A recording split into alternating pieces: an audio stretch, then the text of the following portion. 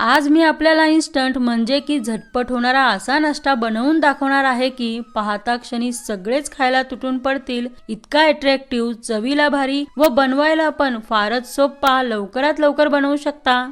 चला तर मग बनवायला सुरुवात करूया।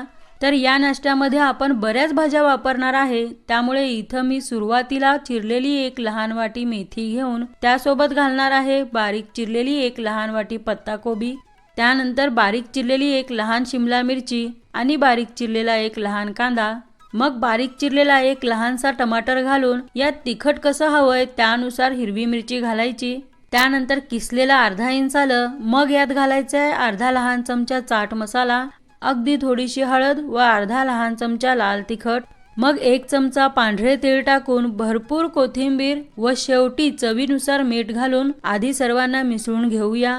तर हा नाश्ता जास्तीत जास्त पौष्टिक बनावा म्हणून मी घरात होत्या त्या भाज्या इथं वापरल्या आहेत। मग तुम्ही तुमच्याकडे असतील त्या भाज्या किंवा आवडीनुसार भाज्या घेऊन त्यांचं प्रमाण सुद्धा कमी जास्त करून इथं वापरू शकता। आता यामध्ये घालायचा आहे 1 वाटी बारीक रवा।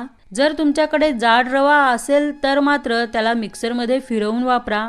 आणि हो, या नाश्त्याची एक विशेषता ती म्हणजे जी मुलं भाज्यांच्या फक्त नावानेच नाकं मुरडतात ती मुलं सुद्धा हा नाश्ता मागून मागून खातील हे नक्की। आता यामध्ये रव्या इतकं पाणी घालून मिसळून घेऊ। तर यातनं आपल्याला जास्त पाणी वापरायचं नाही, म्हणून असं रवा भिजेल इतकंच पाणी टाकून असं मिसळून घेतल्यानंतर 5 मिनिटं झाकून ठेवूया। 5 मिनिटानंतर रवा चांगला भिजला की यात इनो सोडा न वापरता याला लगेच बनवायचा आहे, म्हणून असा अर्धा लिंबू पिळू। यामुळे नाश्ता इन्स्टंट फॉर्मेट तर होईलच पण त्याशिवाय टेस्टीही बनतो। तर इथं मिश्रण जास्तच घट्ट होतं म्हणून मी अर्धी वाटी पाणी घालून परत मिसळून घेते। तर हे पहा, नाश्त्यासाठी आपलं परफेक्ट मध्यम घटसर मिश्रण तयार झालं आहे। आता नाश्ता बनवू। मग त्यासाठी पॅन किंवा तव्याला तेल तूप म्हणजे जे हवं ते व्यवस्थित लावून घ्यायचं आणि मग 1 ते 1.5 पळी किंवा तव्याच्या आकारानुसार मिश्रण टाकून हळूवार पसरवून घ्यायचं आहे। मिश्रण जास्त पातळ पसरवण्याचा प्रयत्न करू नका, तर हे थोडंसं जाडसरच पसरवून घ्यायचं आणि मिश्रण पसरवल्यानंतर त्यावर कांदा, टमाटर, शिमला मिरचीचे स्लाइस ठेवून घेऊया। तसं आपण मिश्रणात तर भरपूर भाज्या घातल्या आहेत, पण यामुळे नाश्ता अट्रॅक्टिव्ह दिसतो म्हणून मी इथं असं भाज्या ठेवून घेतल्या आहेत, तुम्ही नाही ठेवलात तरी चालेल। आणि शेवटी त्यावर कलोंजी व पांढरे तीळ थोडं थोडं भुरभुरून घेऊ। मग त्यानंतर याला झाकून मध्यम आचेवर 1.5 ते 2 मिनिटं भाजून घेऊया।